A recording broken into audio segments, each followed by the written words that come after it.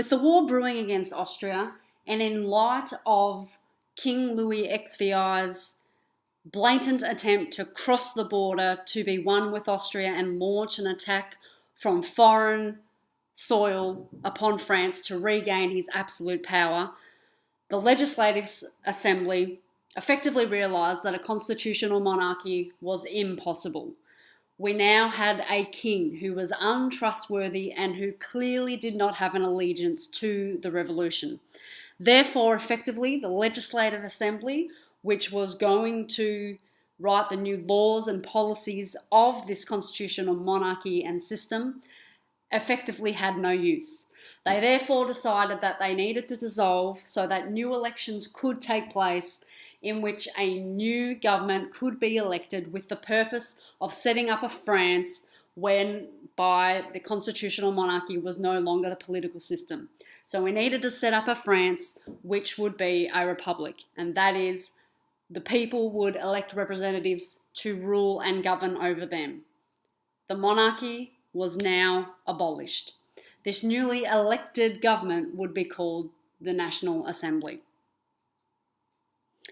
However, during this time, this moment in time where we have the Legislative Assembly dissolving and preparing for the elections of the National Assembly, it effectively left about 4 weeks in which a particular group would seize power, and within this 4 weeks, they would create chaos and terror across Paris and in the hearts of all Parisians.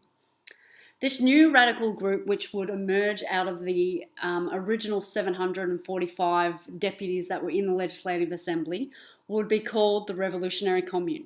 They were essentially 144 deputies who had a strong allegiance to the Jacobin Club.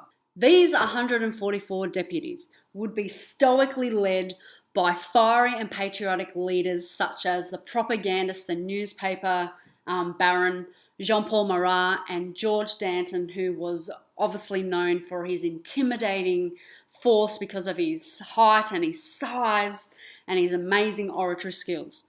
For 4 weeks, Danton and Marat, leading these 144 deputies, would effectively seize power over Paris, remembering that Paris is the epicenter of the revolution. It is controlling the revolution, it is dictating what is happening. So for 4 weeks, these two leaders, with the help of these other 144 deputies, will effectively rule France with an iron fist and will encourage, notably, Parisians to get rid of any internal enemies that we have within France, because foreign enemies are fast approaching our border and we must start clearing out our nation of those who wish to bring the revolution to an end. This revolutionary commune would spark the capture and eventual imprisonment of the royal family. This event would be known as the Storming of Tuileries. It would occur on the 10th of August 1792. Fiery leaders such as Danton and Marat would use their words and their patriotic rhetoric to inspire and motivate and manipulate 20,000 sans-culottes, National Guardsmen, and Fédérés. Remembering Fédérés were the men who had come from rural provinces over across to Paris to volunteer to be a National Guardsman, because we had thousands upon thousands of National Guardsmen heading to the front line to fight for France in the war against Austria and Prussia. So sans-culottes, National Guardsmen, and Fédérés banded together, stormed the gates of Tuileries, stormed the grounds of Tuileries, emerged into this large building, took on the Swiss guards who were there, whose role it was to protect the royal family. They murdered and obviously killed 600 of these Swiss guards, making their way into Tuileries Palace. In response, the king and his family, clearly seeing that they are in danger of being captured and who knows what by these mobs of crowds, maybe stripped apart, dismembered, quickly realised that they need to get next door to the assembly, which is in the process of dissolving to become the National Convention. So, at this moment, we have the king who is next door in what is the Legislative Assembly / becoming the National Convention. Eventually, these fiery, exuberant mob. They want their king and queen to face justice, understanding that if they hand them over, they're going to be ripped to shreds. The National Convention, which will be the new government that's about to be elected, decide to hold on to the king and queen and decide to imprison them. And from this point on, we have the royal family will now be imprisoned in the Temple prison. And from this point on, the monarchy is officially suspended. There is no monarchy, and the power at this very moment seems to be in the hands of radicals who are calling themselves the Revolutionary Commune and who are disregarding what the National Convention is trying to tell them, because they see the National Convention as not being formally elected and in full power just as of yet. This event is a turning point because it highlights to us the power which radical revolutionaries such as Danton and Marat have over the Sans-Culottes. We can see that with their words and their newspapers and their actions, that they can incite these crowds to commit extreme violence in the name of saving the revolution and in getting rid of enemies of the revolution. It also reveals that this newly elected and newly formed National Convention for a moment in time is going to have to share power alongside this revolutionary commune of Paris. And clearly this is also a turning point because gone are the days of the constitutional monarchy and we now have a republic. And a republic means that obviously power should now be in the hands of the people. The people should have the right to say who gets voted in and who represents them. So from this point on, what is going to happen over the next 4 weeks that actually turns this revolution on its head and creates a massive wave of terror?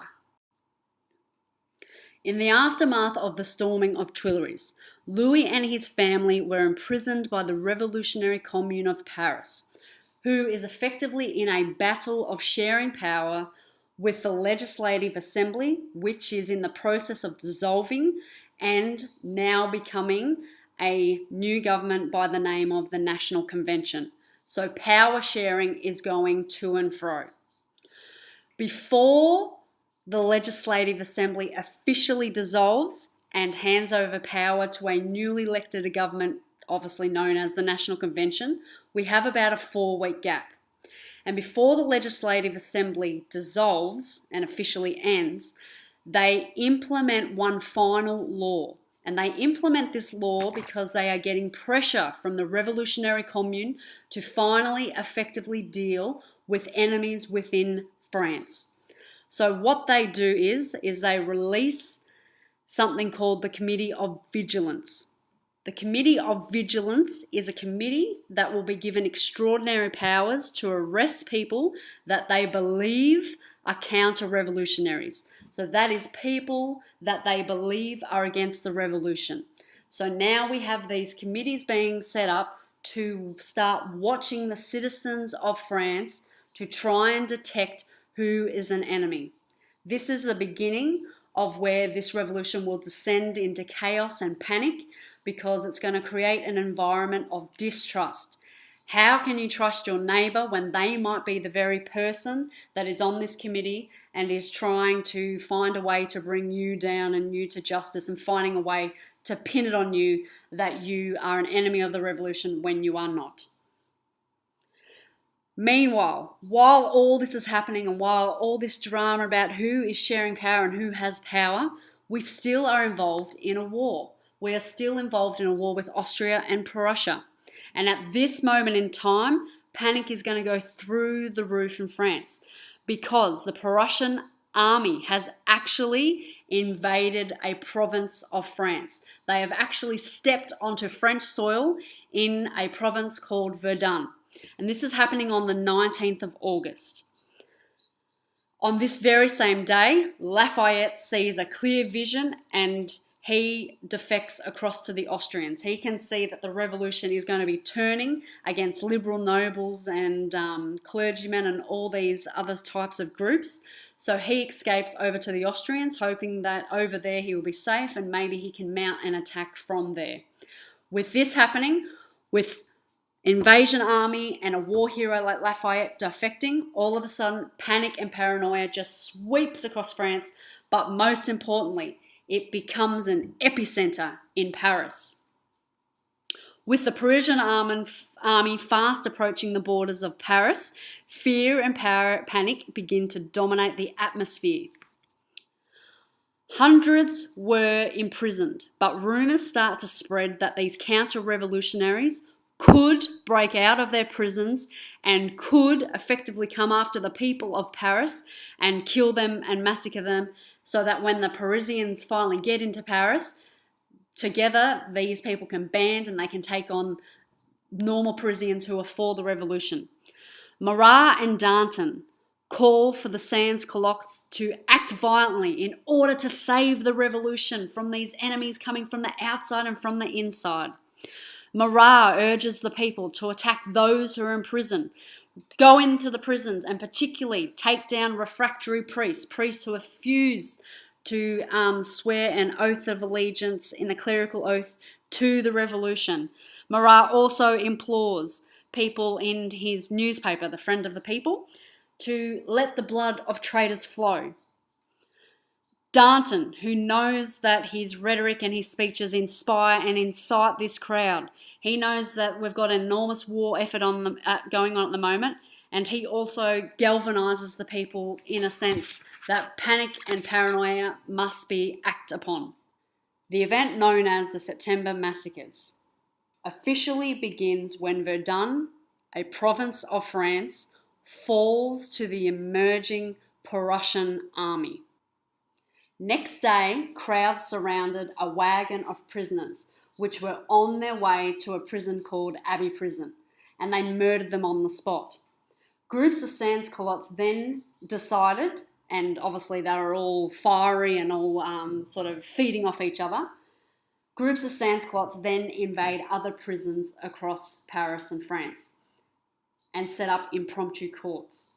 Prisoners were dragged from their cells. They were tried really quickly, weren't even given time to mount a defence, so therefore we can contend that the doormat is again being broken.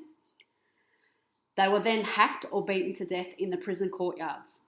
So from the 2nd of September until the 6th of September, between 1,200 and 1,400 prisoners out of 2,600 prisoners being held across Paris were murdered. Amongst these people that were murdered, 200 of them identified as being refractory priests. What was left of the Swiss guards were set upon and killed, and obviously we have many royalists, so that means we have many supporters of the king and his family who were in these prisons as well. Whilst the massacres were taking place, the Revolutionary Commune of Paris did nothing to stop them, and afterwards even voted for the murderers, the sans-culottes, to actually be paid for their duty of freeing France of these internal enemies. The killings shocked a lot of people in Paris. Most importantly, they absolutely sent waves of shocks through the rural areas of France, who thought the revolution was turning into something that it did not sign up for. And ultimately, these massacres really scare the living daylights out of European nations who fear that maybe the people in their own countries will rise up against king and queens and do the same things. None of the revolutionary leaders such as Marat and Danton or even Robespierre come out to openly condemn the killings, and therefore we have a tone set. Terror is at this moment being accepted. And yes, I'm looking at this slide and I'm now realising that the September massacres, I have not put a capital M for massacres. But anyway, in a nutshell, 1,200 to 1,400 people ultimately massacred because they were classed as being internal enemies. They were massacred by a sans-culottes who were inspired by revolutionary leaders such as Marat and Danton, who effectively for 4 weeks had power because their revolutionary commune was a go-between between this legislative assembly emerging into this newly elected National Convention. Imagine living in a time when the church is persecuted, when your bishops and priests are jailed for standing up for the rights of the church. Imagine this persecution escalating to mob violence and mass murder. During the tumultuous years of the French Revolution, it was reality. Beginning on this day in history, hundreds of French priests and bishops were brutally slaughtered in what became known as the September Massacres. It happened like this. Large numbers of Catholic clergy had been jailed in Paris for refusing to take an oath submitting to the civil constitution of the clergy, a law that put the Catholic Church in France under the control of the new French government. On September 2nd, 1792, this government was already crumbling, and word got out in Paris that the Prussian army had invaded France and was quickly approaching the city. This news inspired mob violence against the clergy and other prisoners who might support the Prussians in re-establishing the monarchy, or so it was feared. It was beyond imagination, with guns, swords, knives, and meat cleavers. The bloodthirsty mob first killed 24 priests who were being transferred to the national prison and mutilated their bodies. And over the next 48 hours, they broke into Paris prisons, brutally murdering hundreds more. On this day in history, September 2nd, 1792, the September Massacres.